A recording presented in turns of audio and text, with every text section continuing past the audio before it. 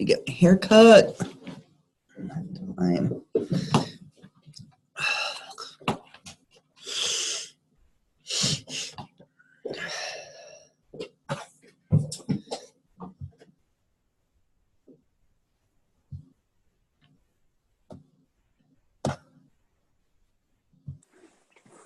Good morning, everyone. We're so happy to have you here today for our February session on mental health. And I want to introduce Sandra Munguia, who's an Education Project Coordinator. Hi. Hi. And Vanessa Sines, who's a licensed professional counselor supervisor.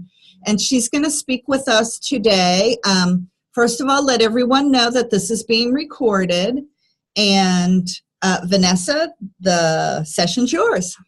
Okay, awesome. Good morning, and thank you so much for having me today. And so I was invited to come out and do this session with you to discuss a little bit about, give an overview on mental health, the work that we do here at Behavioral Hospital at Renaissance, which is where I'm employed.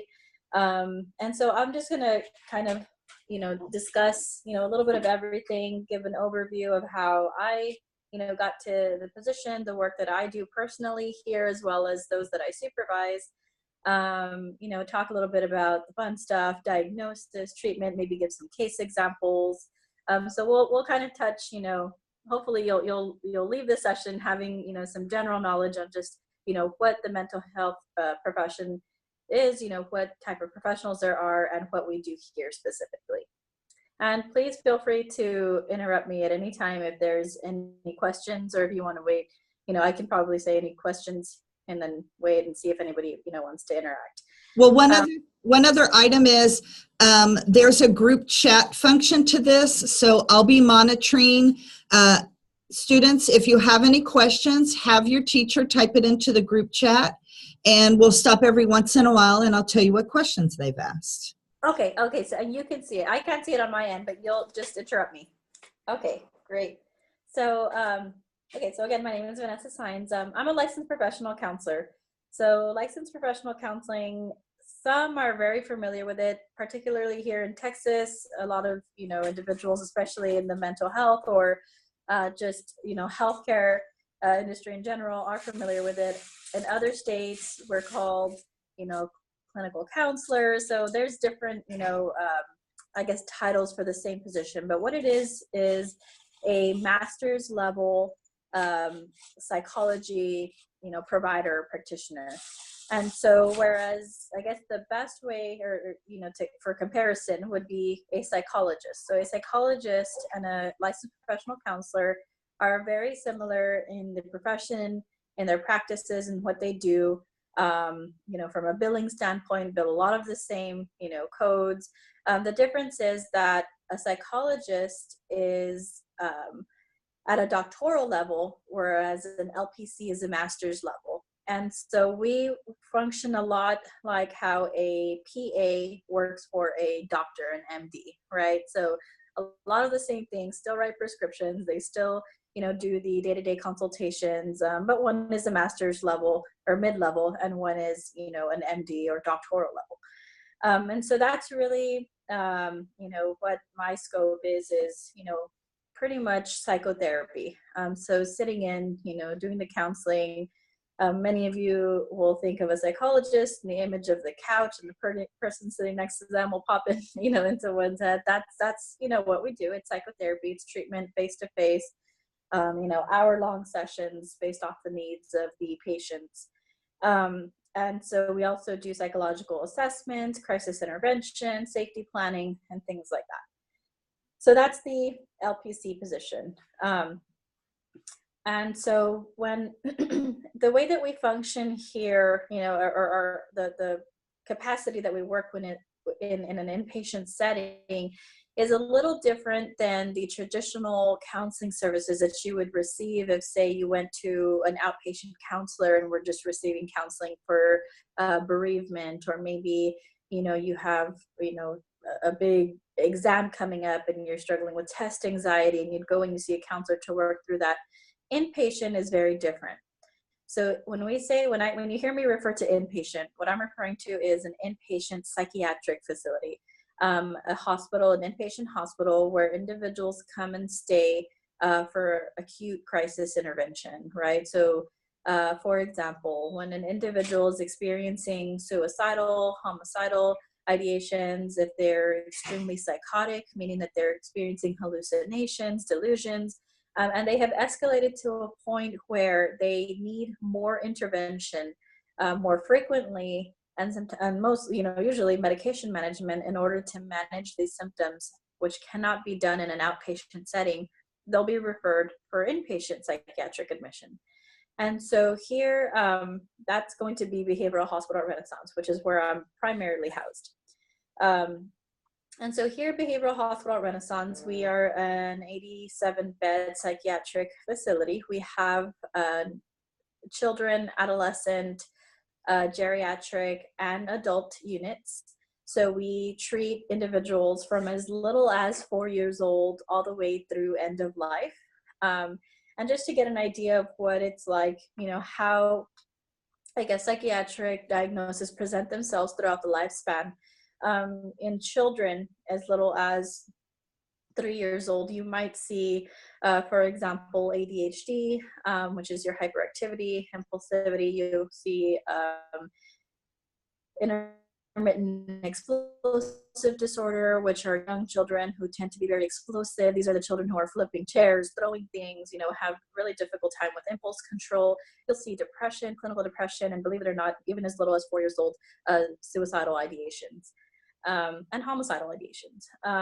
In your adolescent unit, moving on to the 13 to 17-year-olds, you're going to see, a lot of suicidal ideations, homicidal ideations, again, psychosis with the hallucinations, delusions, bipolar disorder.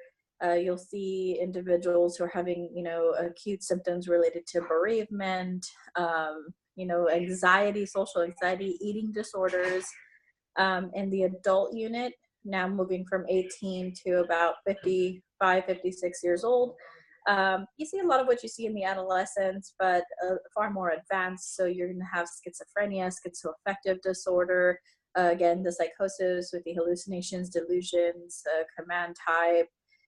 These individuals may be experiencing, if I haven't said it already, homicidal, suicidal ideation with very specific and detailed plans. And so they're a little more acute and require a little more time management for their treatment. And then in the geriatric unit, you have, mostly what we treat is dementia. So you'll still have some individuals with, I'm sorry, I forgot, on the adult unit, you'll see also substance abuse. So, severe substance abuse, which oftentimes presents itself as a comorbidity with depression or anxiety. And then, of course, in the geriatric unit, you have your dementia, so schizophrenia. You have catatonic schizophrenia, individuals who are not very responsive to any stimuli. You see, again, depression, anxiety, some substance abuse. And so just to kind of paint a clear picture of the different disorders and diagnoses that we'll see here. And if any of you want me to talk about, if anybody has any questions on a specific diagnosis, I don't have the DSM or any resources in front of me, but I'll try my best to explain symptoms and treatment for them. So you can just chime in, or maybe when we're doing our Q&A, I'd be happy to answer any questions related to that. So now that you have a clear idea of, what the hospital looks like, the units, the ages, the age groups that we treat, we'll talk a little bit about the treatment providers that we have here. So aside from counselors, psychologists, such as myself, you have nursing staff. So we have a charge nurse in all of our units who are responsible for the day-to-day management of our patients, consulting with our physicians, as well as providing, medications and other, labs and assessments on the units, because remember, our patients do stay here for several days at a time. Our average length of stay is anywhere from 3 to 7, days, more if needed. And so you have the nursing staff, you have the therapist, you have case managers who really work day to day to try and make sure that our patients transition from inpatient to the community with, you know, as little or as seamless as possible. We want to make sure that they are following up with outpatient services, that we get them to see their doctors and follow up with their doctors, that we're keeping in touch with their primary care physicians so that they're also aware of their treatment status. We'll schedule them with an outpatient psychologist or an outpatient psychiatrist as well, so that they can follow up with the same services they received here, but on an outpatient setting. And then, of course, we also have a pharmacist on staff. The pharmacist is who provides all of the medications while they're here. So we actually have a pharmacy in-house, which is very convenient as far as being able to get our patients the medications they need as quickly as possible. We also have, so we had nurse, therapist, case manager, pharmacist. We have a team of activity coordinators who work, because remember, they're here all day, every day. So we want to make sure that they're not just, you know, bored. We want to make it as stimulating as possible in this environment, keep them, you know, remember these individuals are coming in very depressed, very hopeless. And so we try and incorporate different activities that can help them engage with one another as well as with the staff. So we have activity coordinators who will do things like bingo, watch movies.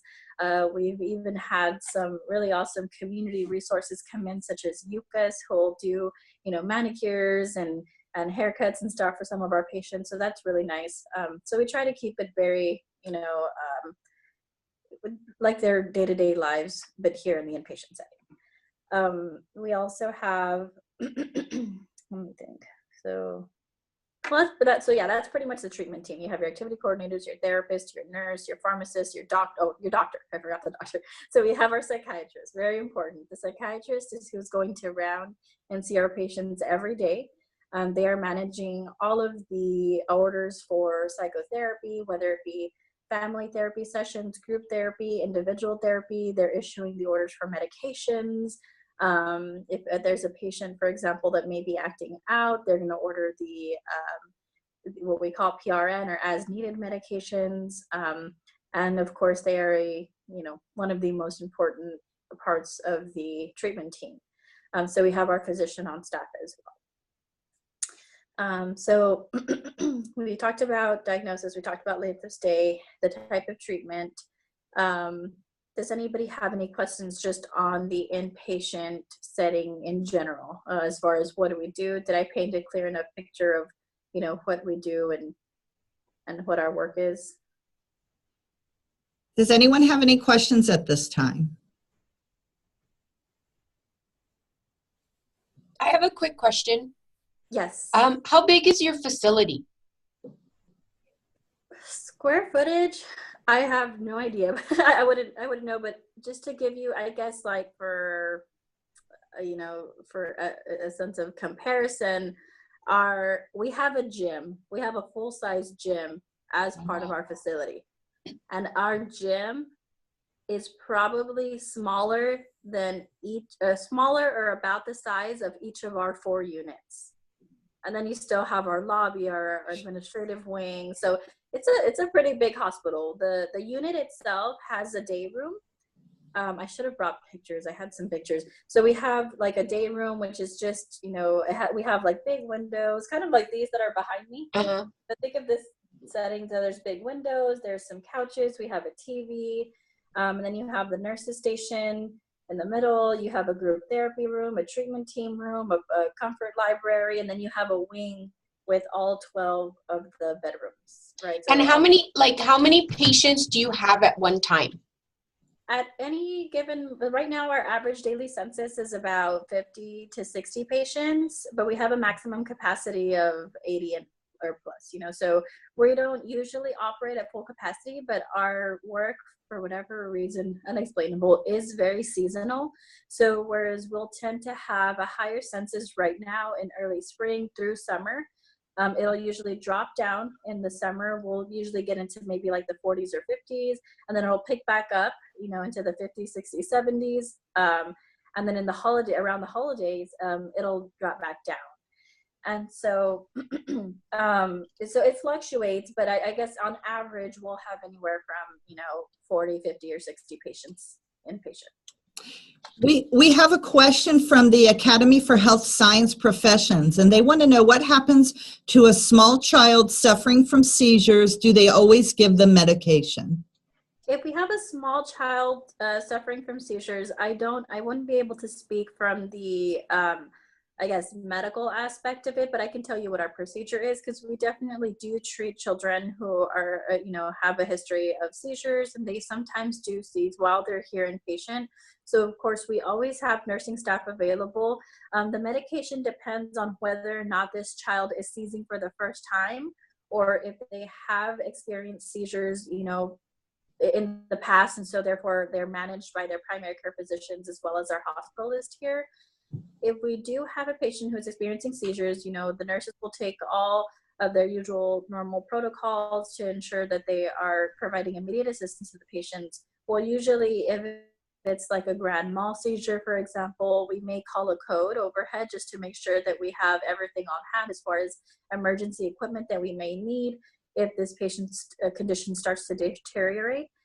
We have had, for a case example, an experience where we had a patient who was experiencing grand mal seizures, for a very long period of time, 2-minute seizures, with 2-minute, time periods in between before they begin to seize again. So in that case, we actually called a rapid response, which is where we have an entire team of specialists from the main hospital come over, usually respond within 5 minutes. We'll call an ambulance and we'll make sure that we get that patient transported over to the ER right away, while we're also offering some intervention.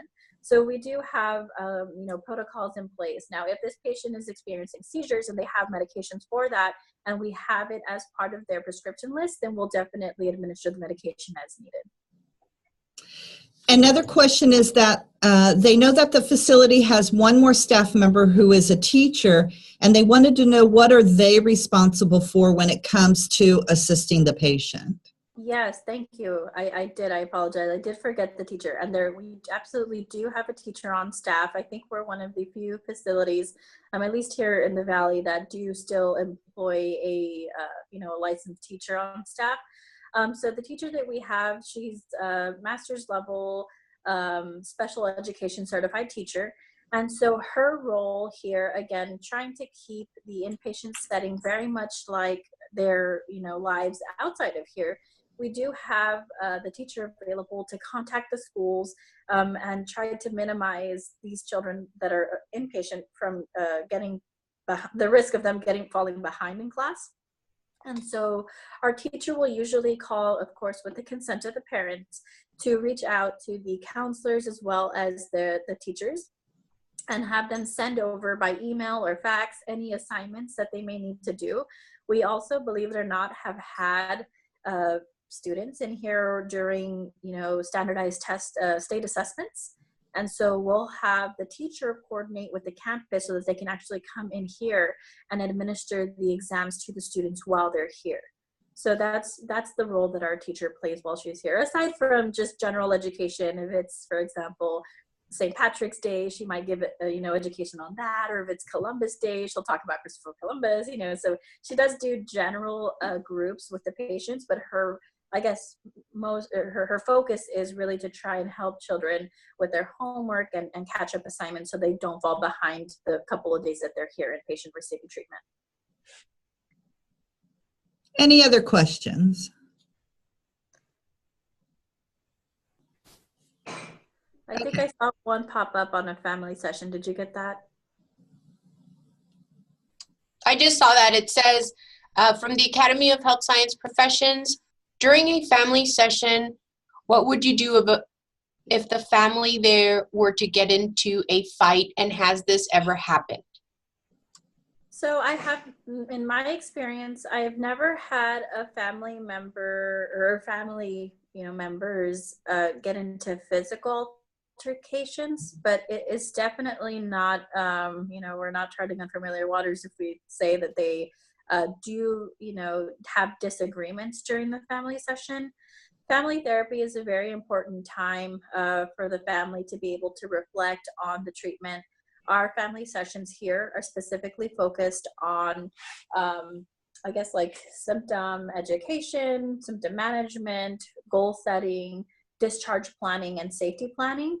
That's really what we try to cover, mostly because of time constraints. We don't really get in, to many details as far as like doing treatment and using psychotherapeutic techniques in family therapy, aside from, some things that we may touch here and there. But we have had patients, families who do disagree. I'll give you a specific example of something that comes up quite often is when you have family members, or broken families, so when you have parents who are either divorced or separated, whereas one parent may have one opinion on how they feel that treatment should proceed, another parent might have a different opinion, the child themselves or adolescent might have theirs, and so you will have many disagreements. As a therapist, what I do is I try to really just listen and allow them time to speak individually. So I try to redirect them anytime I feel like they're overlapping or one is talking over the other. I usually give them each their own time to verbalize what they feel is necessary for that patient. And then we try to come to a consensus. Now, if a patient's family member were to escalate to the point where they are becoming physical or they're yelling, we do have security on staff. So I will let them know that if they are not able to, control their emotions, of course, in a very empathetic manner, I'll let them know that I understand it's a very difficult time for them, but I will reiterate the importance of staying calm and respectful to one another for the sake of having a productive family session.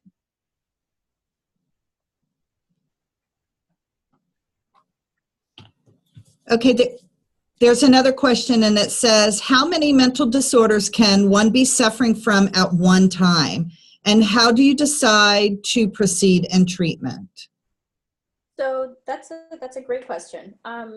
There is no number, so to speak, on how many disorders one may present with. It is definitely not uncommon at all for any one given person to experience what we call comorbidities, which is when they have several diagnoses at once. Many times these comorbidities might be, for example, depression and anxiety.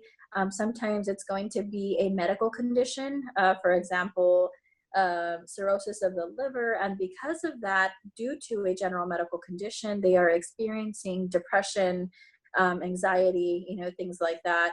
And so diagnoses are really, I guess if you met criteria for the entire DSM, technically you could have all of the diagnoses. Does that make sense? So it just depends on, what symptoms these patients are presenting with, and whether or not they meet the time requirements. So no, I take that back. You can't meet all of them, because some of them, for example, you have acute stress disorder, which can turn into post-traumatic stress disorder. And it's really time that is the difference there, right? So if you have it for this many, weeks, then it's an acute stress disorder. But then if it turns into months, then it becomes a post-traumatic stress disorder. Does that make sense? So it just depends. There's a combination of things that come into play when talking diagnosis and, what criteria are being met for those diagnoses. As far as treatment, there are many different treatment options available, specifically in counseling and psychotherapy, since that's my area. There are a ton of not a ton of evidence-based. There are a ton of treatment options, a ton of research treatment options. There are several evidence-based treatment options, which means that they've been studied using clinical trials and they have been proven to be effective treating certain things. And so we will always gravitate here at BHR, at least, I can speak for, myself and my facility. We always try and go for the evidence-based treatment options, such as, some of you may be familiar with cognitive behavioral therapy, which is CBT or DBT. And so we try to use those techniques as well as symptom-focused techniques as well. Whereas our physicians and our other different care providers will use what they know are the best techniques in their areas of practice. And so together, that's how the treatment team will really come together and provide the best, holistic treatment for our patients. The therapist does their part, the doctor does their part, the nurse does their part.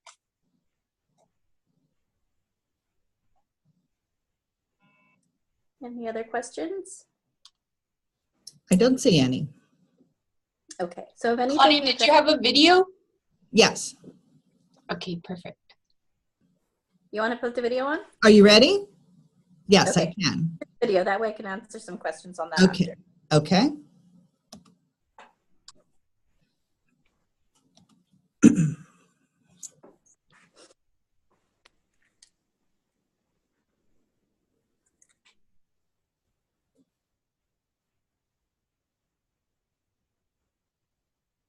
Are you seeing my screen? Not yet. Okay.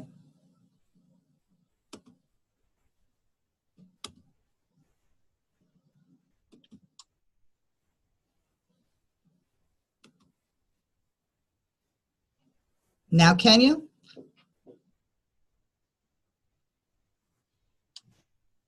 Yes. Okay.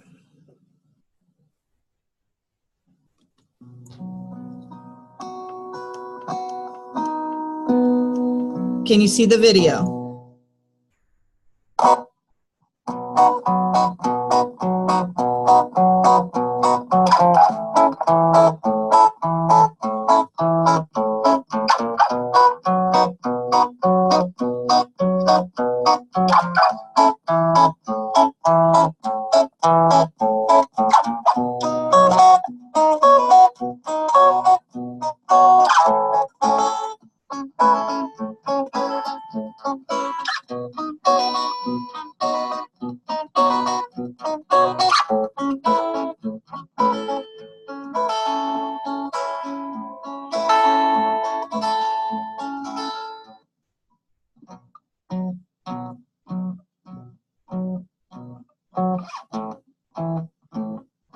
Great. I'm running out of.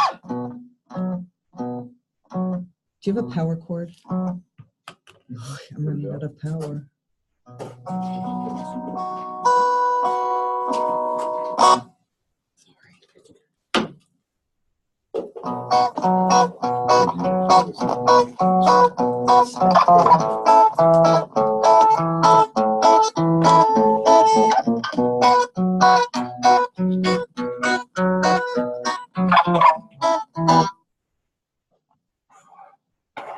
Yes.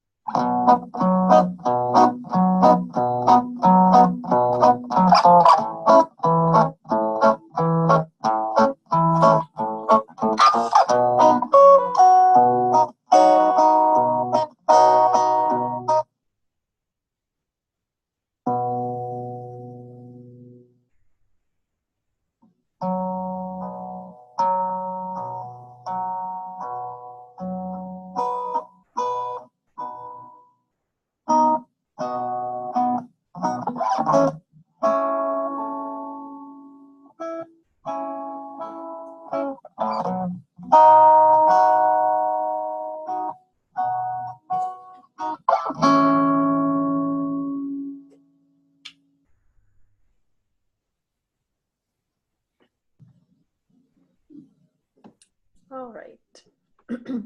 So I guess, is it okay if I kind of recap what I saw in the video? To go to the gym. It's his favorite part of the day. Okay. So as you can see, I thought that was a really good choice of video. You know, so really just to summarize what happened, and I'm sure all of us have our very different perceptions on how, you know, mental health was being portrayed in this particular video. But you'll, you know, definitely see that you had an individual, you know, a little boy who in this case was, you know, doing well. It appeared had really good social interactions, woke up, made his breakfast, went to school, got, you know, straight A's, and then began to experience, you know, some, you know, mental illness and you know, maybe in this case some depression or could have been psychosis, you know, negative thoughts. And so that was depicted by, as you saw, the black stuff that came out, you know, on his brain. It was showing how it was starting to affect him. And then you see that, you know, there was definitely the peers who had their perception of what was going on and sort of isolated him. And then you had him, you know, beginning to deteriorate as far as like his grades, you know, were being jeopardized. He was failing.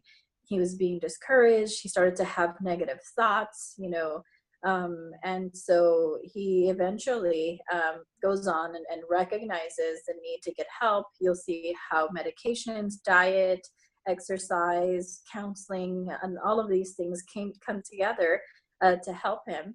He begins to rebuild himself and learns to live with it and understand. And you have to understand also that, and I don't know if you caught the part where it has the brain and it kind of takes the black stuff out, and it shows that it doesn't really, mental illness, mental health, you know, it doesn't really define who you are. It doesn't mean, you know, that because you have that mental illness, you are now, you know, you have, you know, in this case, that, you know, black stuff in your brain. What it is it was showing how they're two separate things. You have yourself and you have your illness. And so long as you can learn to live your day-to-day life, you know, with your mental illness, as long as you incorporate all of the great things that will help you manage your symptoms, such as, again, diet, exercise, medications, counseling, you can become, you know, very, very productive and learn to work, you know, and live your life the way you did if you didn't have this mental illness, because you learn to cope with it.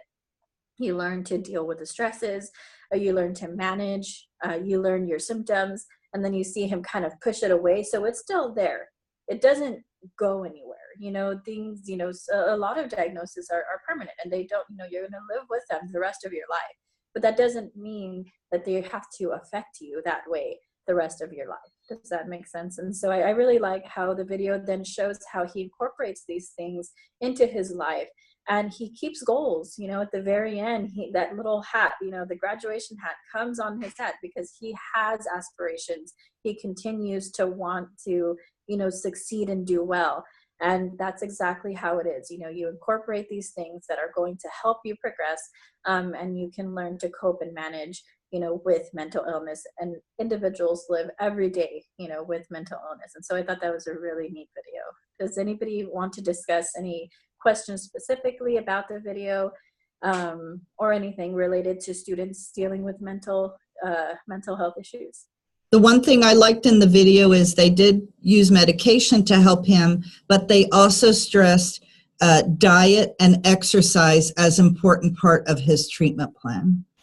Absolutely. Yeah. It's, a lot of times we don't recognize it, but I guarantee you, if you pay attention, if you, went a day eating unhealthy, if you went a time period, without incorporating exercise into your life, just general health things, little things that you can do to improve your health, you will improve your mood, and it's, that is proven, that is fact. You improve your diet, you improve your exercise regimen, and you would be surprised how much influence these things have on your body and your mind.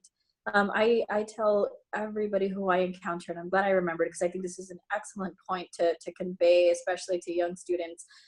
Our bodies are, we are human. Our bodies, biologically, we have different organs, that make up, the human body.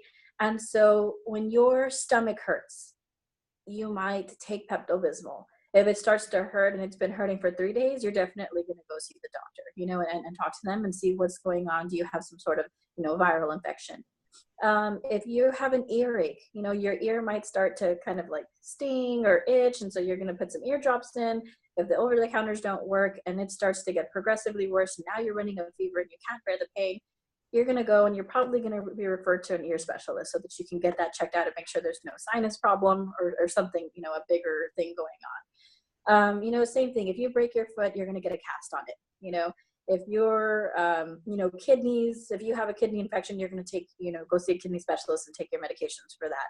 Our brains are no different. Our brains are a part of our body. They are not immune to illnesses by any means. They are actually a very extremely delicate organ that we really have to take care of. And so the same way that diet and exercise improve and medications improve our, our health and wellness when it comes to other areas of our body, our brain, works the very same way. So that's an excellent point. I have a quick question. Is there certain things that we need to look out for in a classroom setting that students need to look out for that are early warning signs for not starting to feel better or having just not your normal thoughts that you recommend? Yes, that's a great question. So there are many things that you can look for. You definitely, we are our biggest advocates, ourselves. We know what is normal and we know what is not normal. So nobody can help us more than we can help ourselves. But there are definitely things that you can look for in your peers, because even though we know ourselves very well, our teachers know us very well. Our parents know us very well. Our best friends know us very well. And so if you are a teacher, you are a friend, you're a best friend or a sister or brother, you want to be able to look for differences in behaviors.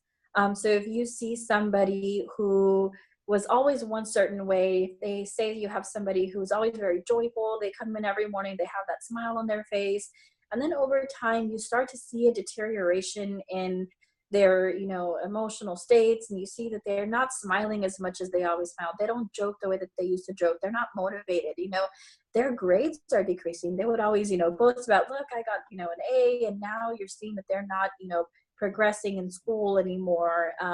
If you see that they are withdrawing themselves, if you see differences in their eating patterns, all of these are signs that their mental health condition may be deteriorating. The first thing I guess I would look for is definitely just general emotional state. So if you have somebody who has a drastic change or shift in how they normally would behave or act, I would definitely take the time, if you're a peer or if you're a teacher or somebody that this person trusts, to just ask. Sometimes that's all it takes, is just to really ask somebody, is everything okay? And you'd be surprised, how bad they may be waiting for somebody to listen. So look for these things, and if you see it and maybe you see it happening and they tell you everything's fine, talk to somebody else who might be able to help. If you're a student, talk to your teacher about it, talk to the counselor about it. talk to your friend's parent if you're close to them, you know, and say, hey, I've noticed these changes, you know, and really be an advocate for one another, because even though we're our own biggest champions and our biggest advocates, you know, our friends, our family, our, you know, social network also play a very important role in receiving the help that we need. And so you can definitely do a lot for one person, you know, if you offer that help, and if you really bring it, you know, maybe they're not aware of it themselves. So that's really important. And let me ask you something. Can you share a little bit about how you got interested in working in this field? And were you ever interested in other health careers or nursing? And just share, what is it like to work in the mental health field, and what motivated you to work there? And kind of share a little bit about how you got to where you are today. Okay, yes, absolutely. That's great, and I love talking about that, because it's, I think you know, hit the nail right on the head when you said, you know, talk about how you've ever, if you've ever, you know, thought about other healthcare professions. And so I I'd like to think one of the few, because I know that we've changed career paths so many times, you know, but, or as far as what we think we may want to go into from adolescence all the way through college. I did want to study psychology since I was very young. About in high school, I took a health science class where we kind of talked a little bit about psychology. My teacher at that time actually had her undergraduate degree in psychology, so she was, you know, very well versed in the subject, and it was very intriguing. I was also, you know, I always felt, you know, like somebody who could build good rapport with others, as far as like social networks, you know, I wanted to be friends with everybody. And so I always found that, you know, compassionate, empathetic, you know, side of me, you know, to come out whenever I was talking to my friends or individuals who were experiencing difficult times. I wanted to be very supportive for them. So when I went to college and I took my first intro to psychology class, that's what really sparked an interest for me. That's when I guess I knew this is what I wanted to study. And I think that that's something that everybody should do. If you're unsure, you know, on different career paths, take a class, you know, use your electives, take a class in the different areas, so that you can see which one really draws your attention. And so after I took the class, that pretty much sealed the deal. So then I started to look into career options. Okay, so what do I want to do with it? Because there are a ton of things that you can do, many different specialties and subspecialties that you can go into. And so I said, you know, I want to do counseling. So my goal was, I want to be a psychologist, right? So I set that goal. I want to be a psychologist. So what do I need to do to be a psychologist? Mind you, I'm doing all of this as a freshman in college, because I need to figure out what my career path is going to be. I need to know what classes I need to take and how I can better prepare myself if I needed to go to graduate school, in this case, which I did. So I quickly learned that in order to do any kind of practice in psychology, you had to have at least a master's degree.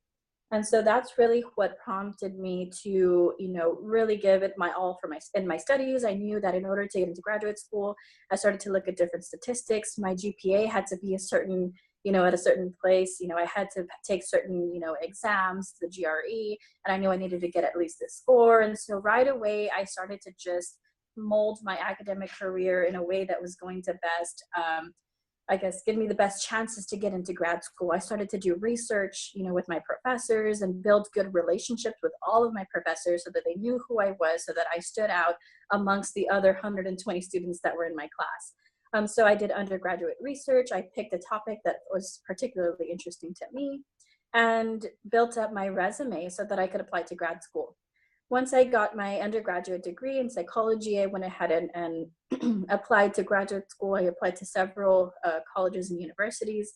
I went ahead and applied. I got accepted, and I decided to stay here at home. And I actually received my master's in clinical psychology at the now University of Texas, Rio Grande Valley. Then it was UTPA. And so I attended school here. You know, I did a 3-year clinical psychology track, graduated, became licensed, and I was offered a job here at Doctors Hospital at Renaissance, specifically the behavioral hospital, after completing my internship here.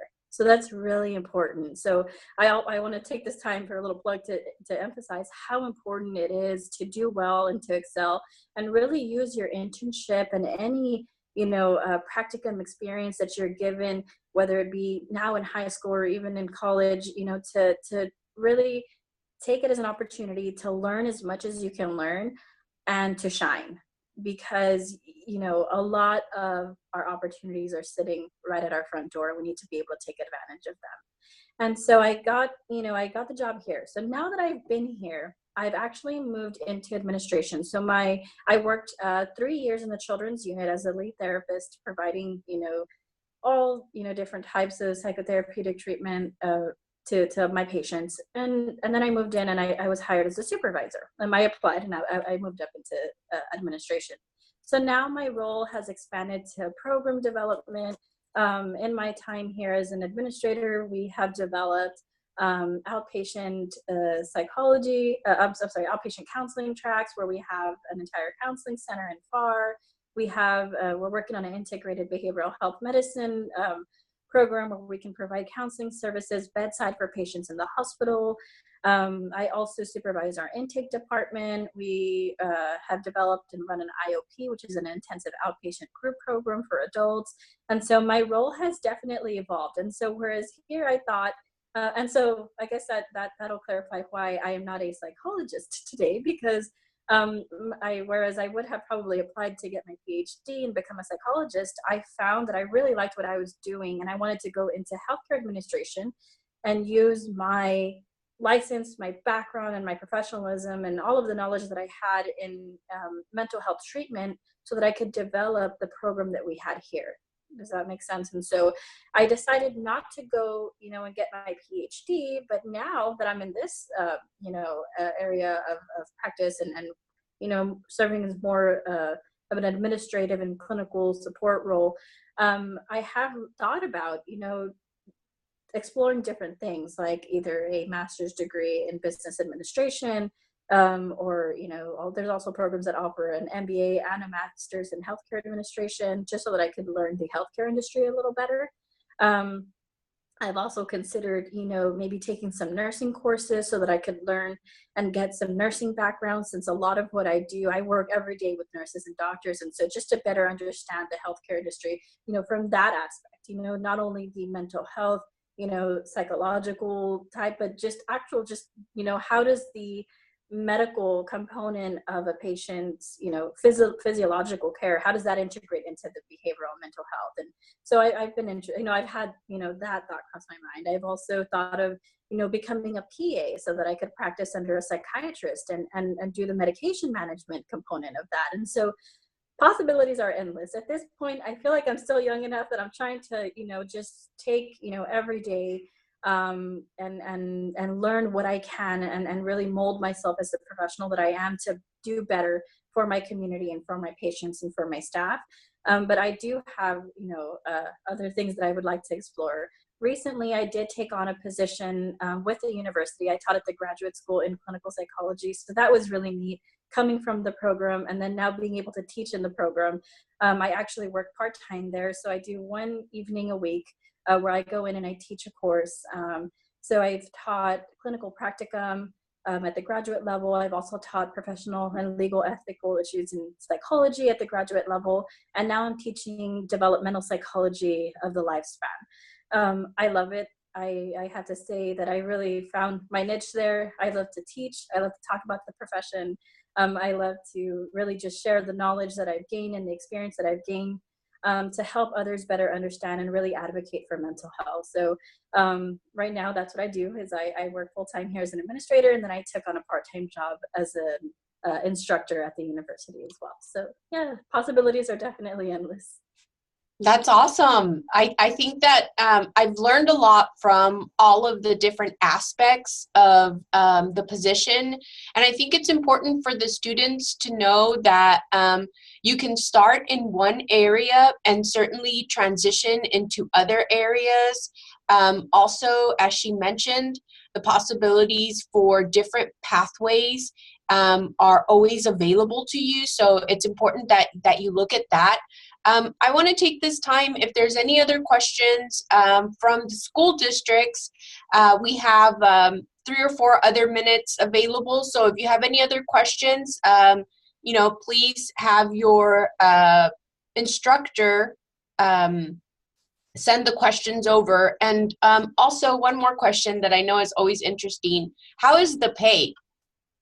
So the pay is very competitive. I know that Doctors Hospital Renaissance in general tries to really, do fair market value studies and try to offer a competitive pay so that we can make sure that, we want everybody to have, good living and be able to make ends meet in their homes, and we understand that. So the pay is definitely going to depend on your level of experience. I don't have, exact numbers. I can't tell you if you were this, you'd make this, but I can give you just general, an idea, for example, just so you know where Sure. the levels stand. So I'm only going to speak for my profession because I don't know the others, to be quite honest. But, so as an entry level master's level provider, which we call an LPC intern, which they're not fully licensed yet. They've graduated, they've taken their test, but they haven't completed all of the training hours needed to be fully licensed.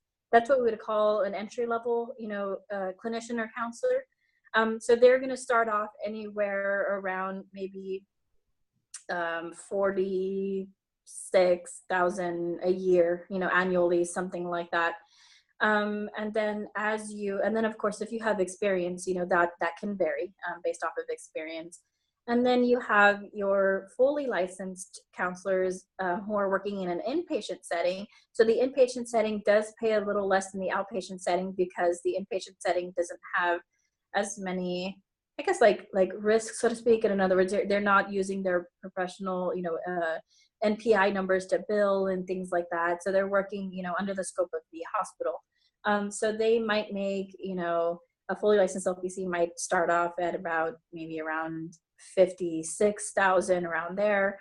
So you had a good jump from LPCI to LPC. And mind you, all of these you can jump all within the same, license, just as a counselor. So you start an LPCI, then you go an LPC inpatient, and then if you want to go to outpatient, because there is a little more risk associated to the practice and it's a little more demanding. It is a salaried position. So they start anywhere about 65,000. And then of course from there you can move into your administrative positions and move on up.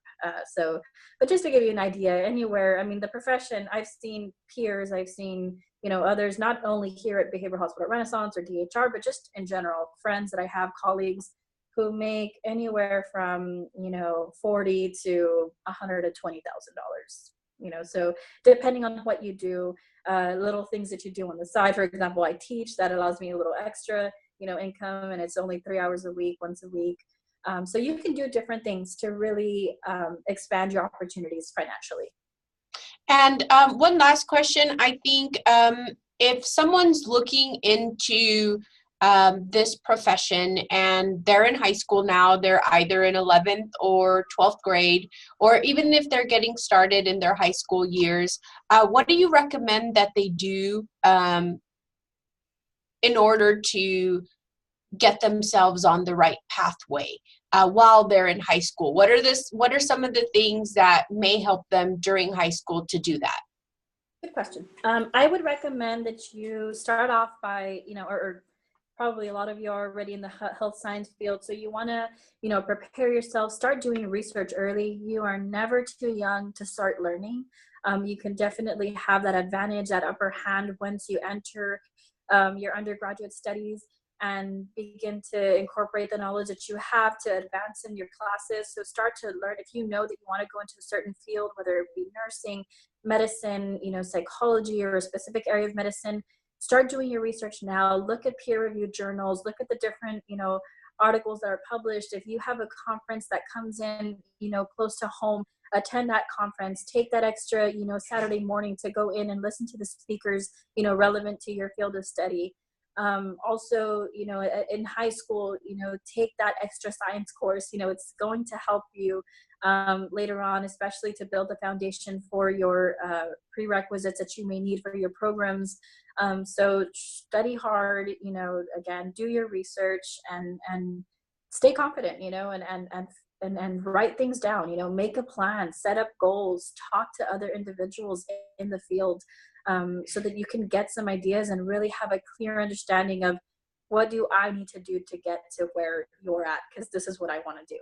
And they can really provide a ton of guidance for you. I know we had a couple of other questions, but we're at the 10 o'clock mark. So what we're going to do is we're going to email you the questions, Okay. and then get back to the school districts so we can post the answers. I want to thank all of the school districts that were here today. I particularly want to thank Doctors Hospital for the great presentation. And everybody have a great Friday and a great President's Day weekend. Thank you so much. Thank you. Have a wonderful weekend. It was a pleasure. Thank you.